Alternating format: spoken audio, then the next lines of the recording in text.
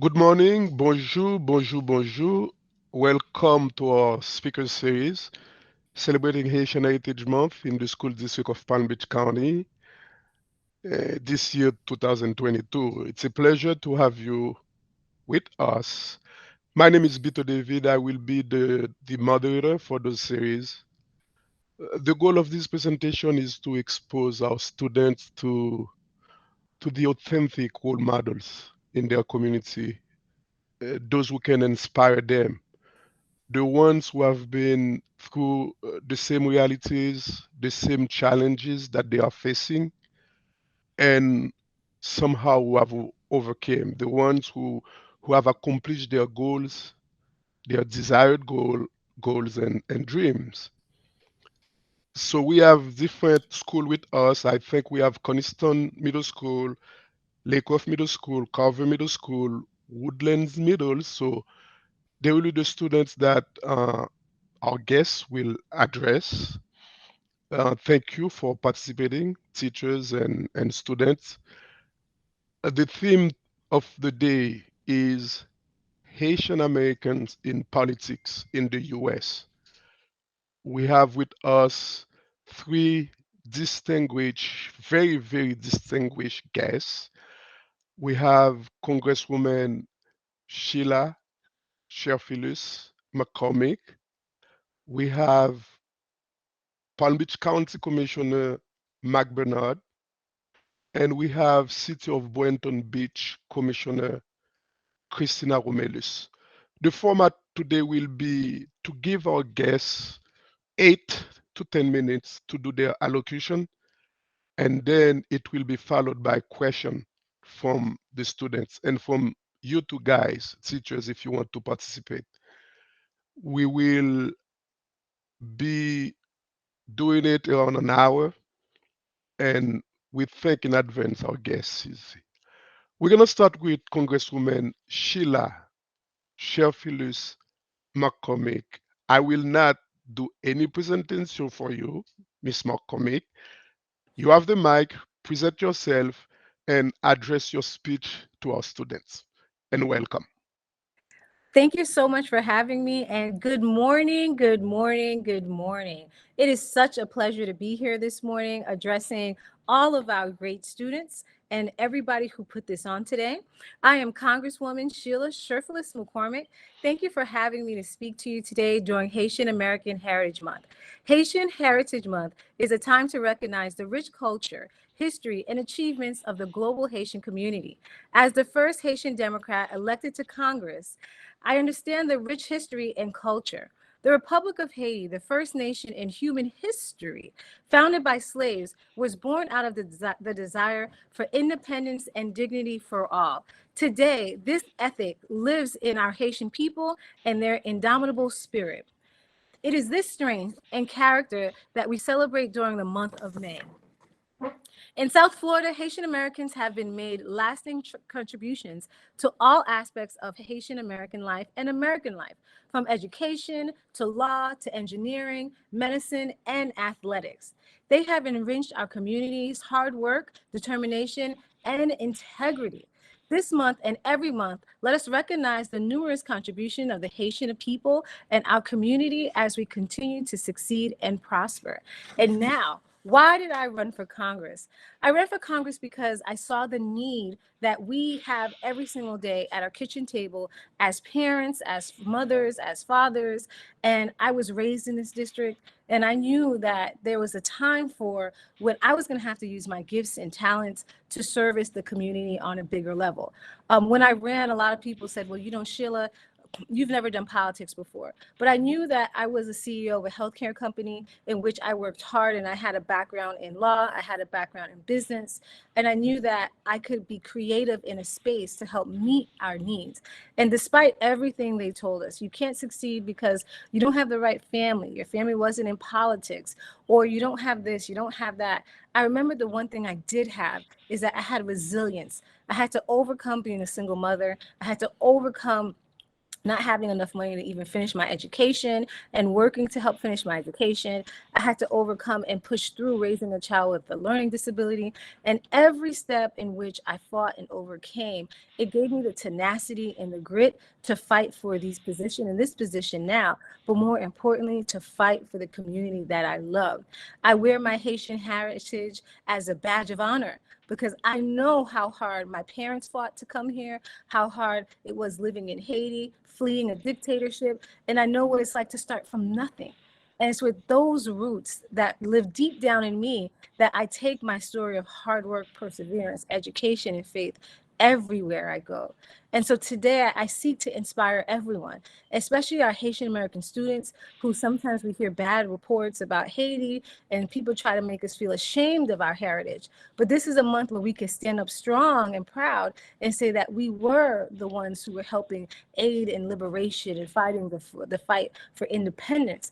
But I also encourage our students who may not be of Haitian descent, who have persevered and overcame and have aspirations to be great. Every dream you have in your heart, it's a place for you to grow that dream, to plant it, to water it. And it starts where you are today, your education. So take your education extremely serious. Take serving while you're educating yourself extremely serious, because we're all called for a time like this. Even you, especially you. You're called for a time like this, where the world is spinning and we're trying to figure out who we are and do we really believe and independence and freedom for everyone. So as people are trying to roll back the clock and aren't fighting for justice and equality anymore, I need you guys to get up and fight in your capacity for equality, justice, and everything that you feel is right. And I thank all the teachers and administrators that have allowed me to be here, because you guys are an integral part of how we see our future, how we mold our future, and how we survive today.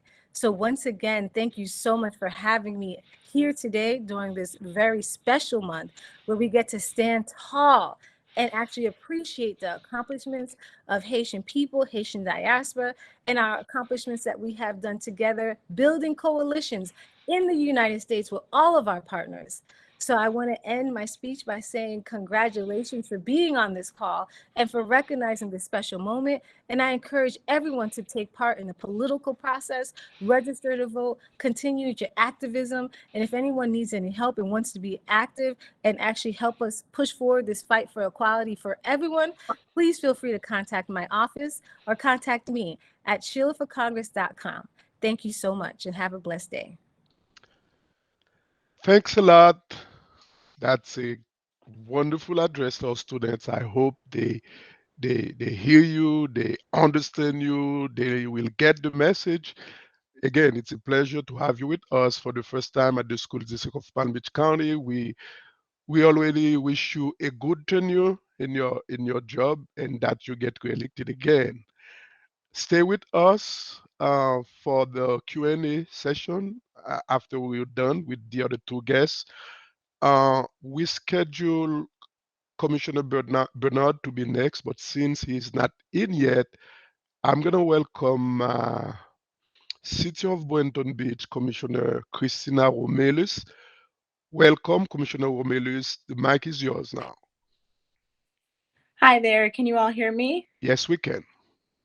Okay, perfect. Thank you so much. I've been having some internet issues. My internet in the area is down. To here with you all today. So thank you today. I just want to thank you all for thinking of me and inviting me. It is an honor to be here, and as a Haitian American woman especially, to speak to you all about a little bit of my background and how I've been here and how I've been of service to my community. And I'm very honored as well to be on the same virtual stage as Congresswoman Cherfilus and my personal mentor, Commissioner Mack Bernard. So just to give you guys a little bit background about me, I came from Haiti. I actually was born in Haiti. I came to America when I was 6 years old. I didn't speak English. I didn't understand the language, didn't understand the culture.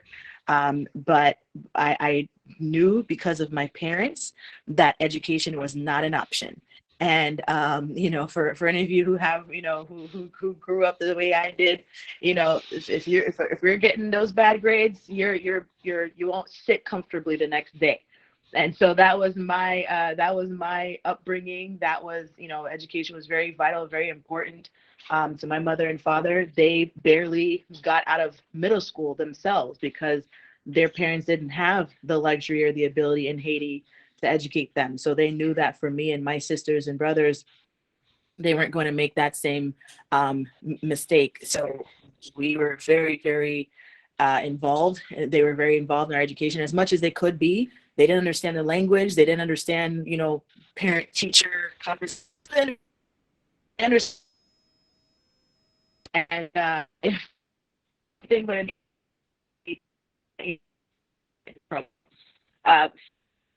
me, it's it's an honor to represent my Haitian heritage. I am the first Haitian American woman elected in Boynton Beach, and I've now served over 6 years in that seat, elected once and then re-elected again. And now I'm termed out of office, so I'm actually retired now.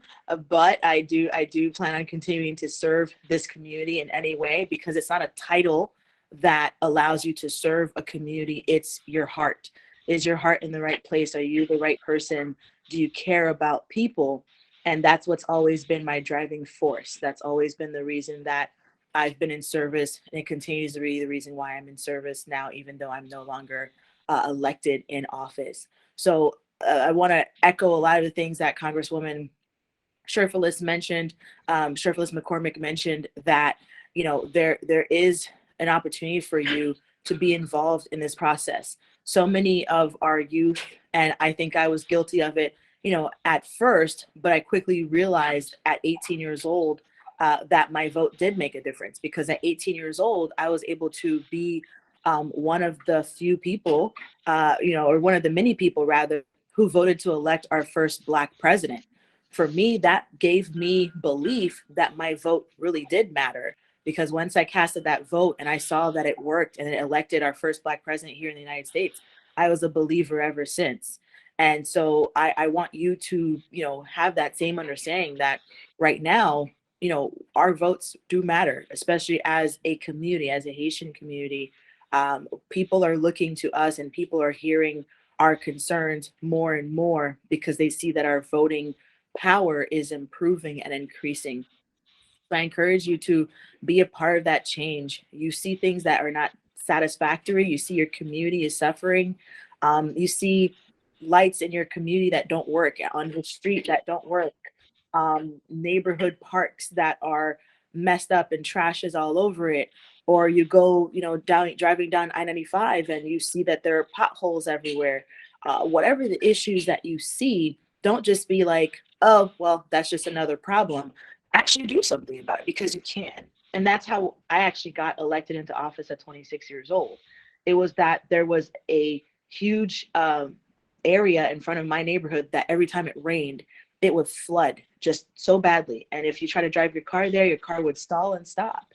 And I got tired of it. So that was one of my motivating reasons for running, because I wanted to make a change in my community, make it safer and easier. And I felt like no other communities on my street were having that problem. Why was my community having that problem? So I wanted to fix that. And, the thing we have to understand about government is it can take time, but if you stay persistent, it will change. And so it took nearly about 4 years after I got elected to actually fix that problem. But you know what? It did get fixed. And I feel that my time, in addition to that, I'll accomplish a lot more than just fixing the roads in front of my neighborhood. But that was one of the main reasons why I ran for office. And I'm very proud to know that I was able to accomplish that. So I invite you to not be somebody who just complains about problems that you see in your community. Get up, do something about it. It may not necessarily be you that decides to run for office. It may be, somebody that you support. It may be that you go out and you knock on doors for Congresswoman Cherfilus as she's in her re-election campaign right now. It may be that you go to support myself when I run for office in another position. It may be that you decide to be a campaign manager and you help somebody run for office. Maybe that you donate money and you fund somebody's campaign to run for office. there's so many ways that you can support. It doesn't have to just be that you are, having to run for office yourself. Not everybody's built for running for office. And I can proudly tell you that, I had to learn a lot of skills to be an effective politician. It doesn't just happen like that. So if you don't feel like you're the person who wants to be in front of the microphone and talking and rallying everybody, it doesn't have to be you. You can be behind the scenes. Sometimes I see people have way more power behind the scenes than those who are in front of the cameras and who have the titles. So I encourage you to play an active role, be involved. Doesn't matter how old you are. Like I said, I was 18 when I cast my first vote. That brought about, a historical person in office here in the United States. I was 26 when I ran for office for the first time in the third largest city, in the third largest county, in the third largest state of these United States. And now I'm 33 years old, and my life is before me, and I still feel like there's a lot of things, a lot of changes that I want to make, and I invite you all to join me on that process. So I thank you for having me here today. Again, to our committee who put this event together. It is an honor for me to speak to our students. I am a director programs at Path to College. So I'm also in the education space, just in a different capacity. I help high school students go to college. That's actually what I do in my daily job when I'm not being a politician. So I invite you to visit pathtocollege.org to learn more about how we help low-income students go to college with little to no debt to them and their family. That's what we do. And I invite you also to join us next Wednesday, where we will be having a career and internship expo, where we are inviting high school students from all around Palm Beach County to meet with local employers like the Breakers, like Amazon, like City of Boynton Beach, who are looking for high school students to intern and to work with them over the summer. So our hashtag is hashtag secure the summer bag. I invite you to join us and to participate in the expo. It's free of charge. Anybody can participate. Just come right after school. Wednesday at the City of Boynton Beach, May 11th, 2:30 to 5:30. I look forward to seeing you all there. Thank you so much. Thanks a lot, Commissioner Romelus. It's a pleasure again to have you with us. We really appreciate your involvement in education. You know, our business, that group of people here, it's all about education with the school district of Palm Beach County, where we have around 15,000 Haitian students facing different challenges. And it's a pleasure to see people like Congresswoman McCormick and you, that you went through the same challenges, and that we can say that you made it and you accomplished your goals. Now our next guest should be Commissioner Bernard. I've I've not seen him here. I don't see his name, but if he's not here yet, we will introduce him when he joins us. But we will continue. Now we will go to the Q&A session. It's a time for you teachers with your kids to ask questions. And if you're not ready yet, you just come and we can hear you. If we cannot see you, we will hear you. And the Congresswoman and Commissioner Romelus will answer your questions. If you have a question, it's time to intervene. If not, I can introduce the first question, because what we did, we collect some questions from students who could not participate, and I will read the questions to our guests, and also Mr. Desrosiers Moise, I think he has a couple of questions also. So in 15 seconds, do we have any students ready with a question?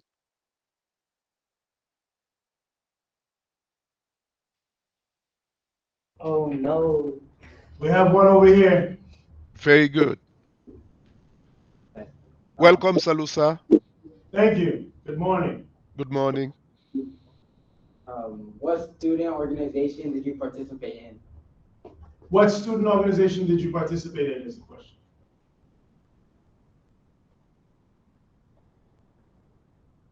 Did you hear that, Vito? Yes, I heard. Did you hear the question, guys? I think that question can be for both of you, Congresswoman McCormick and Commissioner Romelus. What student organization did you participate in? Well, I participated in everything that I could. I did yearbook, I did journalism club, I did any kind of advocacy group. There was a lot of them that we did where we advocated. I did a lot of social and a lot of activism and volunteering. And at the end, I wanted to be well-rounded. So that's when I said, I'm going to go for track, even though I'm not, built for track. But I did shot put and discus just to stretch myself. And that lasted probably until the end of the season. That was the last thing I tried. But I always tried to be well-rounded in doing community service, leadership organizations. I even did the chess team at one point. But I think what really prepared me was we had an organization that helped us with speech. And then what I did even in journalism, which is writing and sharpening that skill, that really helped me as I became older. Thanks a lot. You're going to give it a shot also, Commissioner Romelus? Sure, I'd be happy to. So for me, I basically all of high school did marching band. Marching band for me was a lot of fun. I was in color guard, so I was the people who do the flags and the rifles and the sabers.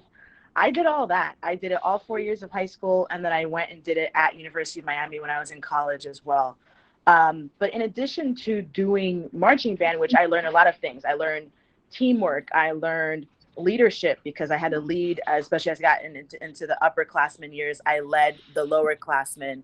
I learned so many things, and it really prepared me for a lot of what I do now. But in addition to being in marching band, one of the things I did do was I started an organization. When I was in high school, I went to South Tech, and I felt like my school didn't have something that I wanted to have, which was we didn't have a Christian club. I felt like there was no opportunity for students to kind of come together, talk about their faith, and just interact with each other on that level. So I spoke to my administration, and we started a Christian club at South Tech. Until today, it still exists. It's under a different name. I think it's called Life Seekers, or I forget what it's called now. But that was something that I'm very proud of that I was able to do. So that's how I would encourage you guys. Definitely find activities and clubs and different things that just help bring out the best in you. Like for me, marching band brought out the best in me, and I had a lot of fun. I got to travel. I got to go to football games, and I learned to love the game and the sport. But if you see something missing, like if there's no Haitian club, Haitian students club at your organization, at your school, if there's no Black student union at your school, if there is no, I don't know, whatever club you want to create, there's no like hair awareness club, right? Like if there's a club that you want to create that's important and valuable to you, go for it and see if there are other students who want to join you in that endeavor, and be a leader. You don't have to follow. You don't always have to just do what's always been there. Do your own thing, right? Chart your own path. That's always been my motto. That's always been my belief. And I highly encourage you to do that. Very good. Thank you. Before we go further, Mr. Basquin, if you are still around with your kids, I want you to tell us which school you are with, which class, which grade, a little bit. Whenever you ask a question, introduce the name of the teacher, the school, and the grade. Can you do that, Mr. Basquin? Sure. My name is Cherfilus-McCormick. I am a U.S. History 8th grade teacher for the year, and this crew here is one of my favorite. Well, not one. I can say my favorite. My favorite crew. Go ahead, guys. Go ahead. Yeah. And the young man who asked the first question was Melvin Rivera. The next person is going to be Mark. Mark Sinclair. Mark, go ahead, sir. Who are your political role models? Who are your political role model? Oh, by the way, I'm over at Coniston Middle School. Yeah. So, do you guys have a role models in politics that who inspired you to engage into politics? That's the question. Well, I would have to say one of my biggest role models really is Obama. He signified a shift in a time where real underdog, someone who worked hard, rose up to the top. And he took a lot of unconventional means of getting there and really represented the people to the point where you didn't even see his color, right? You just saw someone who cared about the people. So Obama definitely was inspiration.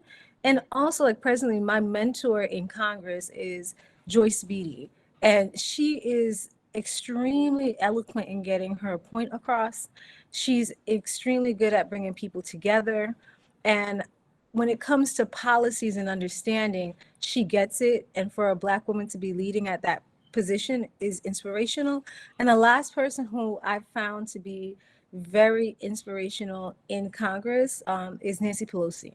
The reason why is because she uses all her skills of being a mother, a nurturer, a grandmother. And the first thing that she told me when I got to Congress was be yourself, and you're here for a reason, and make sure you could represent your people your way, which was very surprising because she's painted in a different direction.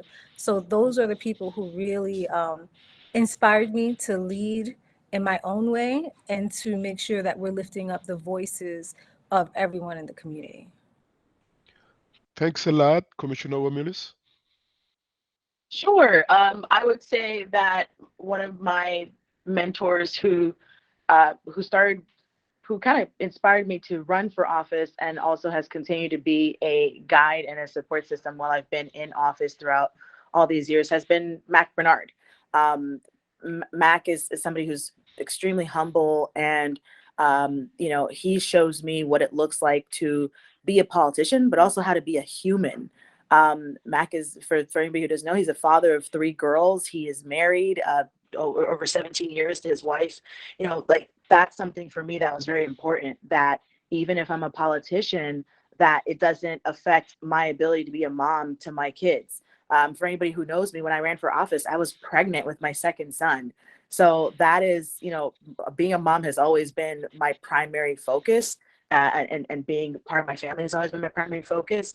And I get to just have the bonus duty of also having 80,000 other kids, people that I take care of and support in the serving to the city of Boynton Beach. So I would definitely say, him and just anyone else who does the job and stays human in the process of being a political leader and doesn't forget who they are and where they come from, I consider my leaders and my mentors. Thank you very much. Do we have any live question right now? Thank you, Salusa. Do we have any other class, any student with question now?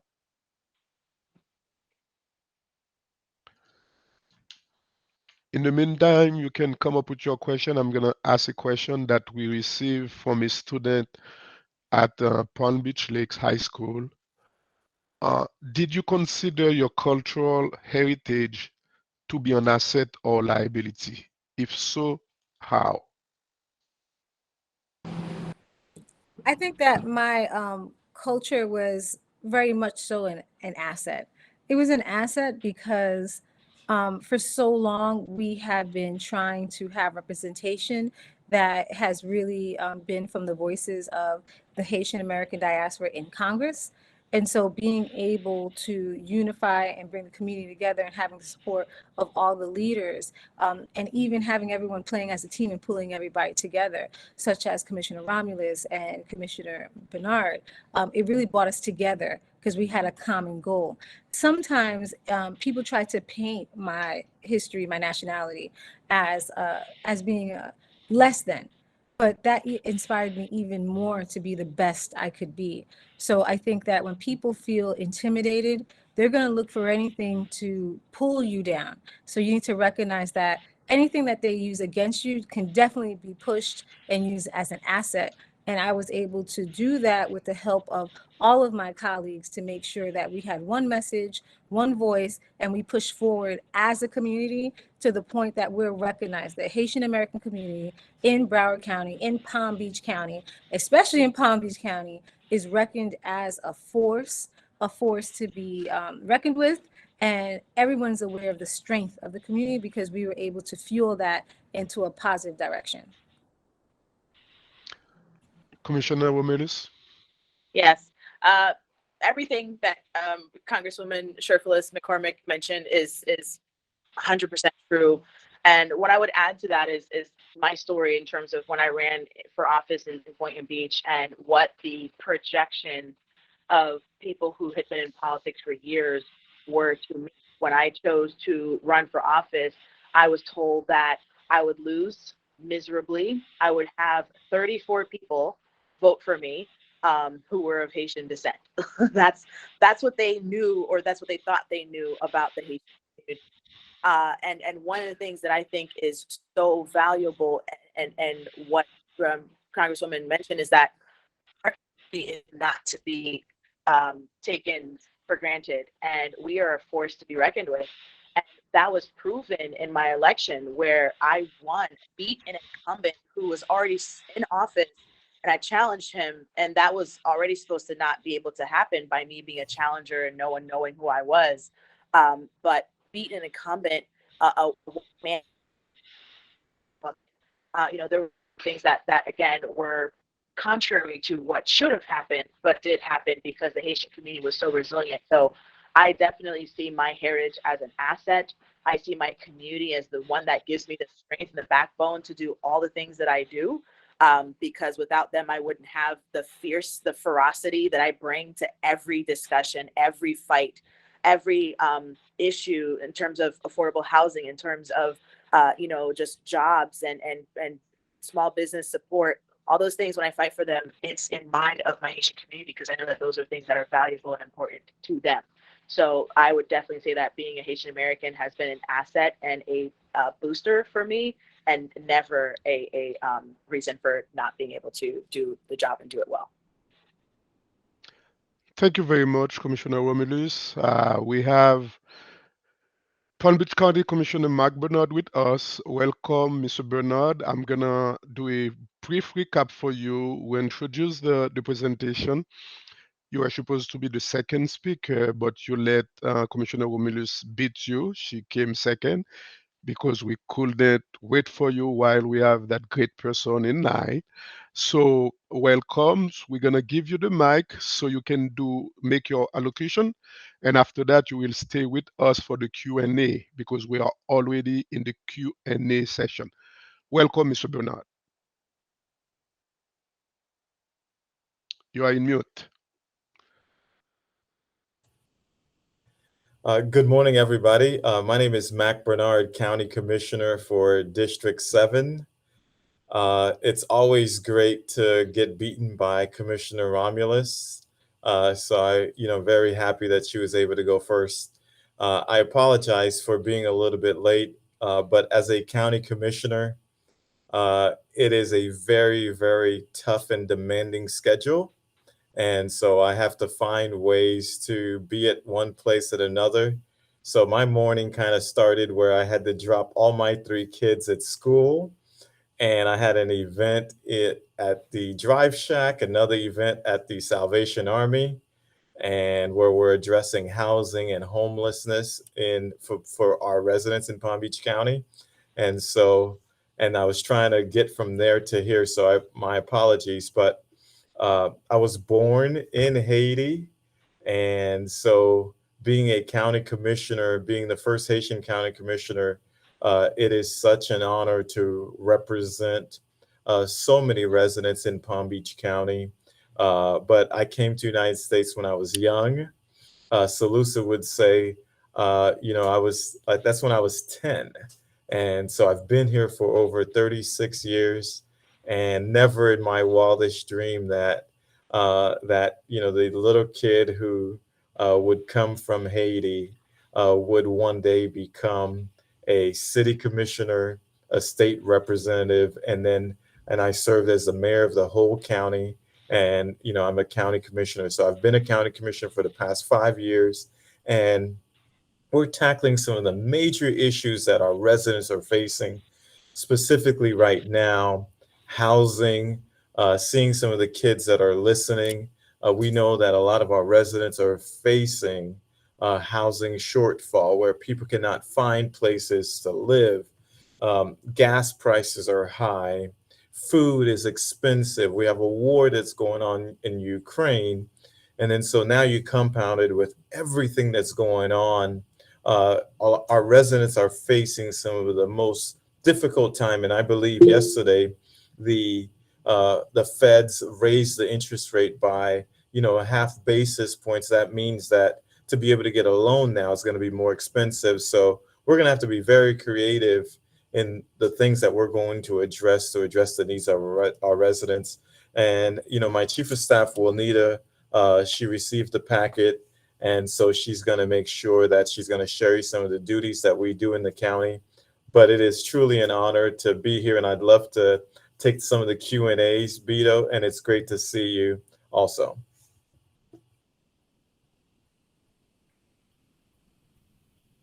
Now, Beto is mute now, not me.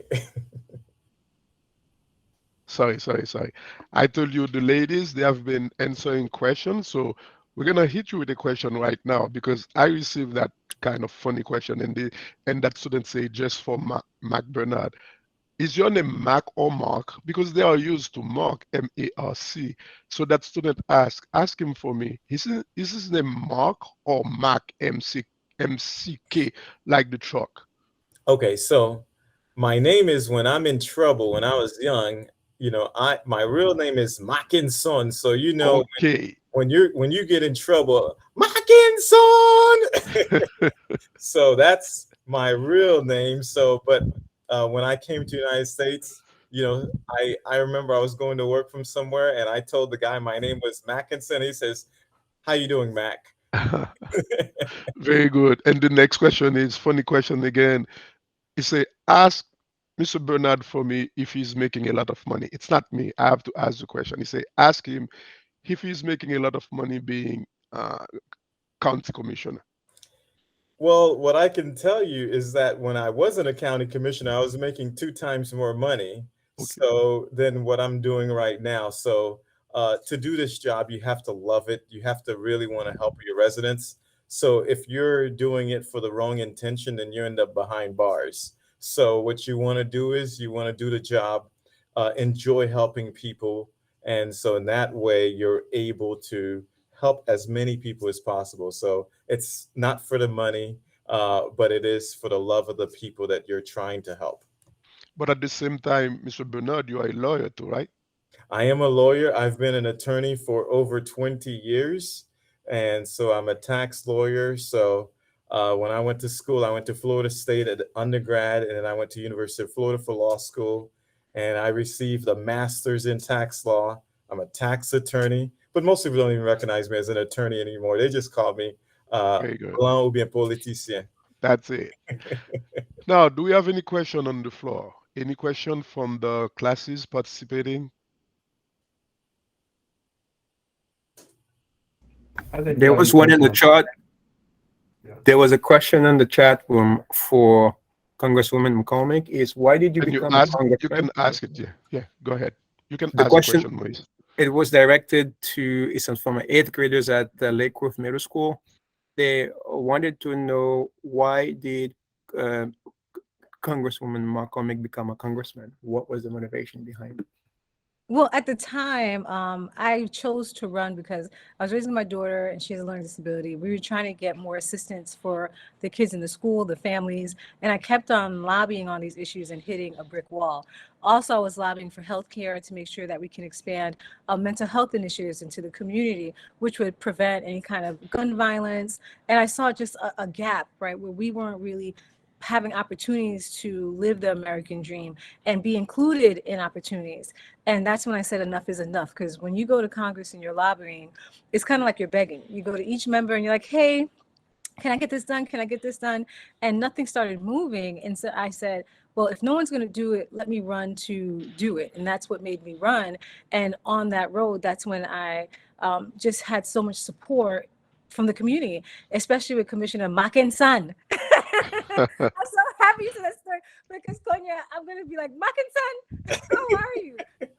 But also Commissioner Romelus. But it was a great experience. And that's why I tell you that no matter what you're going through, when you see something wrong that's bothering you, the fact that it's bothering you means that you are part of the solution. And you need to get up and be active despite how old you are, where you are in life. Just get up and start doing the right things, and help will come behind you.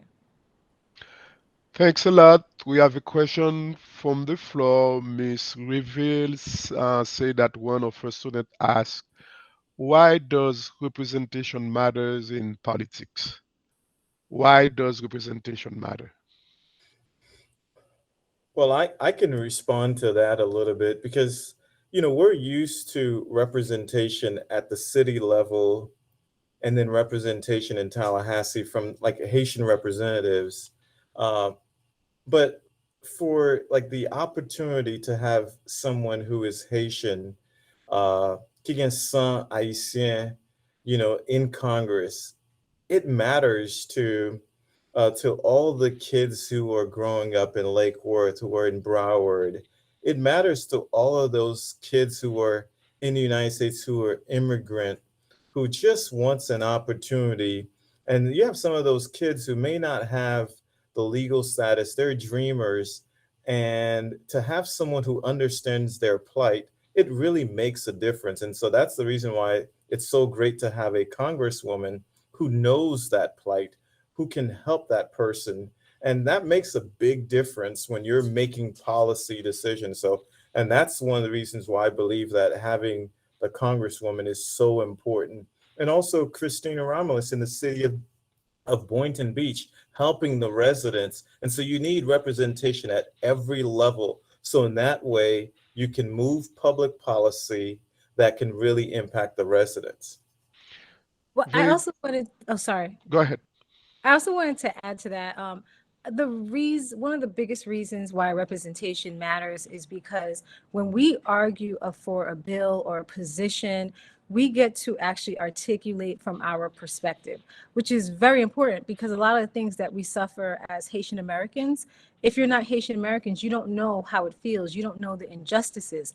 So no one's there to articulate it for you. And on the other side, there'll be someone there to articulate the other part, right? When they try to say that all immigrants are only coming here to smuggle drugs and guns, that voice will be heard because unfortunately, those people know to go for Congress. But if we're not there to defend ourselves, if we're not there to say there's been an injustice that we've been suffering and this is how to solve it, then our voices are silent on the matter and the other side will win. And even when it comes to solutions, what we experience a lot of the times, we know how to fix it.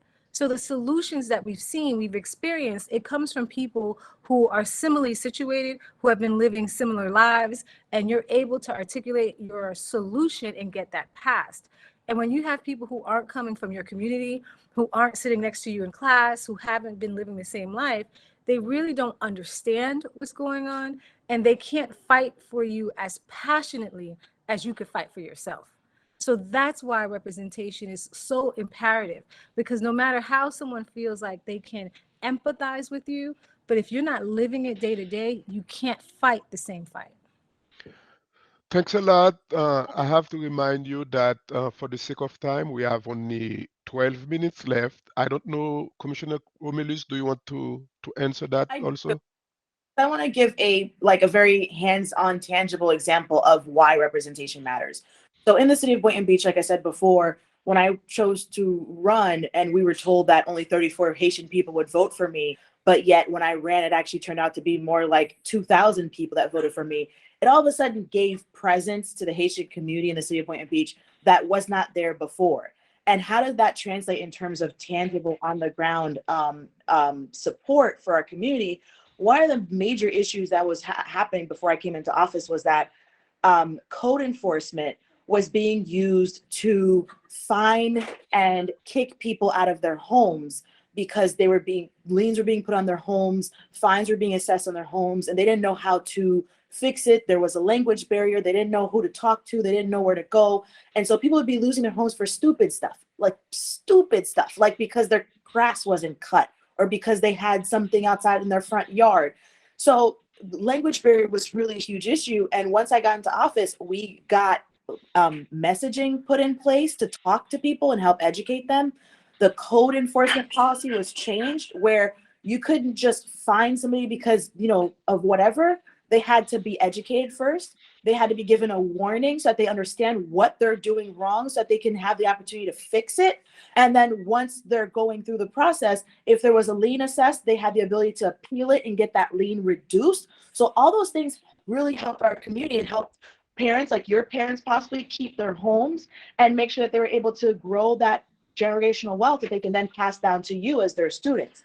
So all those things mattered when it came to the Haitian community in Boynton Beach. And if we don't have people at the table, just like Commissioner Bernard and Congresswoman Cherfilus just mentioned, that you don't have somebody fighting for the issues that they know are relevant to you and your community, then, because I mean, how many years has Boynton been around? How many representatives have we had? But no one had ever addressed that issue until I came.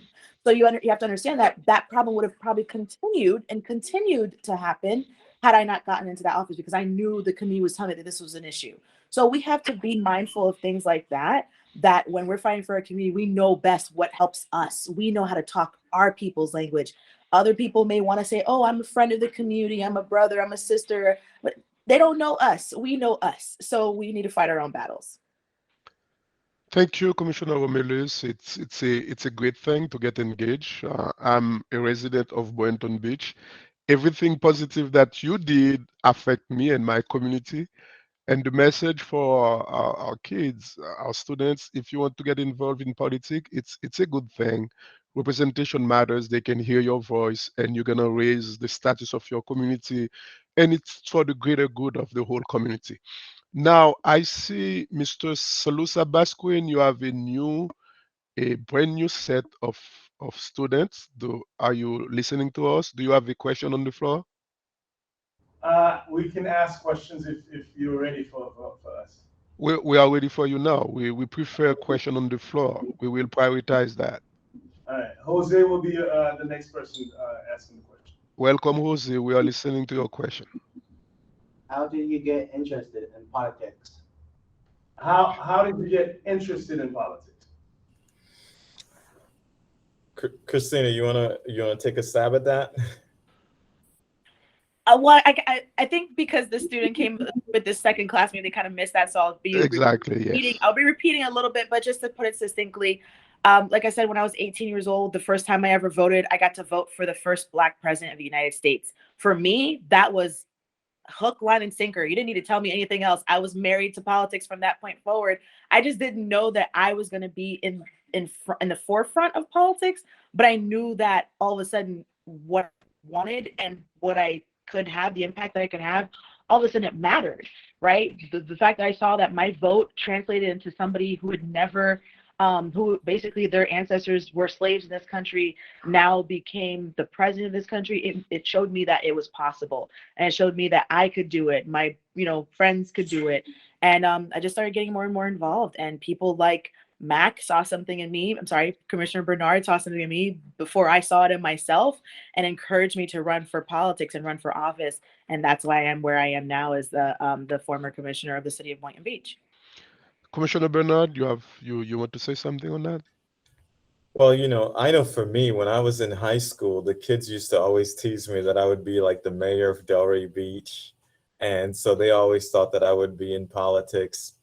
And what I can tell you from my perspective, your teacher, Salusa, who's right there, Mr. Basquin, I know him by his first name, but like he is one of those people who love politics and who enjoys like everything about politics. And he's one of the people that I go to in making some of my political decisions. And so it's always great to have people around you who also want to improve their neighborhoods. And like Salusa, like he loves Gramercy Park, everything that we can do to improve, create lights, basketball in Gramercy Park, whatever that we can do is so important to him. And so and I love working with people who want to change their communities. Very good, Commissioner Bernard. Guys, we have only 6 minutes left. I will have to wrap it up. Somehow, do you want to answer that question also, Congresswoman McCormick? The question was, how did you get involved in politics, or why you were interested in becoming a politician? Well, yes, I answered it a little bit, but I'll make it short because I actually have to leave early. But Okay. it was because I saw a need that wasn't being met.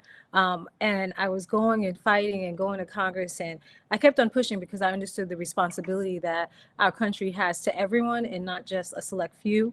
And I saw that it wasn't being delivered to our community. So we were lacking in healthcare. We were lacking in a lot of things that the community needed. And I just got so frustrated. I got frustrated begging and asking, and that's when I said, you know what, I need to do something. But thank you so much for having me here this morning. It is But such a pleasure. before you go, that's what I was about to say. Since you have to leave, and we're gonna end very shortly. We're gonna leave the mic with you so you can tell us your last word. Well, thank you so much for having me here, and a wonderful good morning. And I hope you have a great Haitian Heritage Month. And I want to encourage everyone to participate in the political process, especially right now. There's a lot of fighting going on. There's a lot of rolling back going on. And we need everyone at this moment to be participating in what's going on in our government, especially in our state. So I challenge each one of you to be a part of it and to make your statement, to make your name known, because this is a moment where everyone needs to be involved.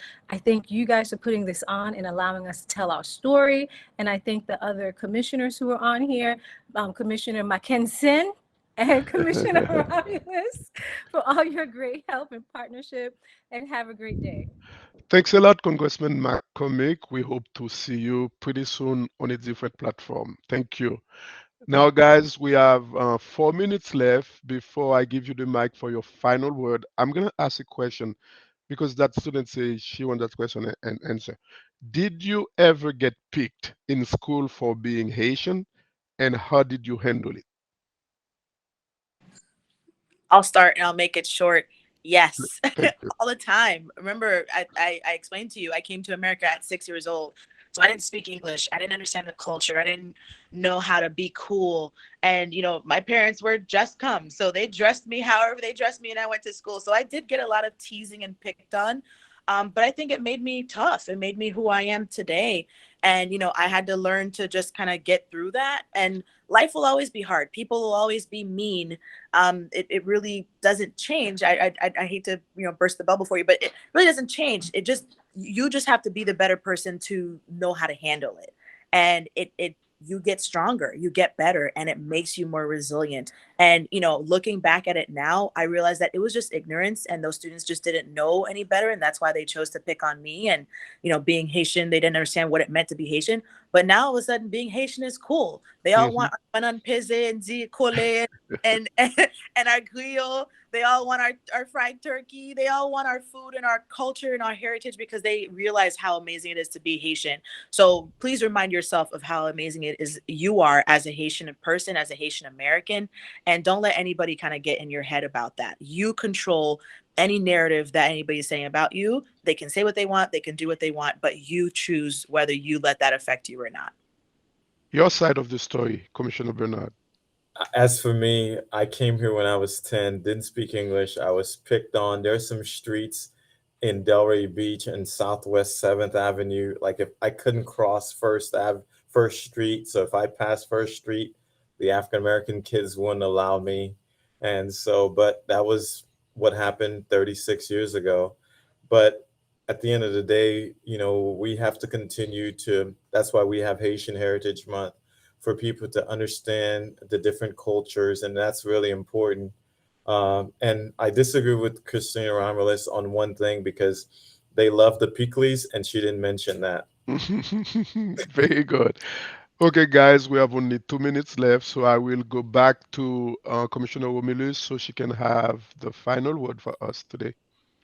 Again, thank you for having me, Bito, and the rest of the staff, Moise, and just everybody behind the scenes who allowed this to happen today. Thank you, students, for taking the time to listen.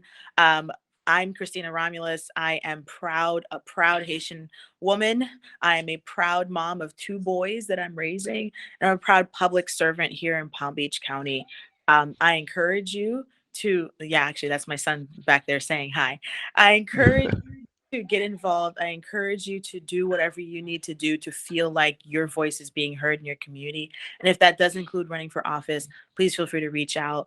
I am happy to guide and mentor anyone who's interested in being more involved politically. And last thing I want to remind you guys is we have our Career and Internship Expo happening next Wednesday in the city of Boynton Beach. Check out pathtocollege.org for more information on that. This is an opportunity to get free internships and free summer job opportunities from major employers around the county. I want to invite all of you to come there and check it out. All right. Thank you so much. Thank you, Commissioner Bernard. Your last word. Well, I want to thank everybody for being on this call. To the students, you get the chance, you're in school, especially the ones who are in Mr. Baswin's class, you get the chance to change your world, and you're in school, do great in school, try your best, and then come back to serve your community.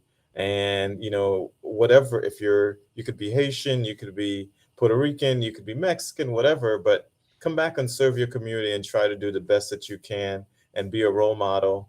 I've had the pleasure of serving the residents of Palm Beach County, and I'm the old guy in terms of politics. I've been there for a little bit longer, but I can tell you, David Bito, never thought in my wildest dream that this young kid who would come from Haiti, didn't speak English, and then 36 years later to be serving as a county commissioner and helping the residents. So it's an honor, and truly appreciate Haitian Heritage Month. And also, please enjoy Haitian Flag Day in the next couple weeks.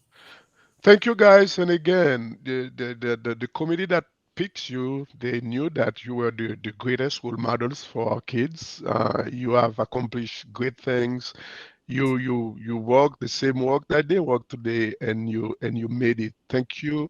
And again, for all the panel, those who participate, thank you. Classes, thank you. Teachers, thank you. And again, we are celebrating Haitian Heritage Month throughout the whole month. We hope to see you next week. Next Friday, we're going to have another session like this with different guests. So thank you again, Commissioner Bernard. Thank you, Commissioner Romelus. It's a pleasure to have you guys. That's the end of the presentation for today.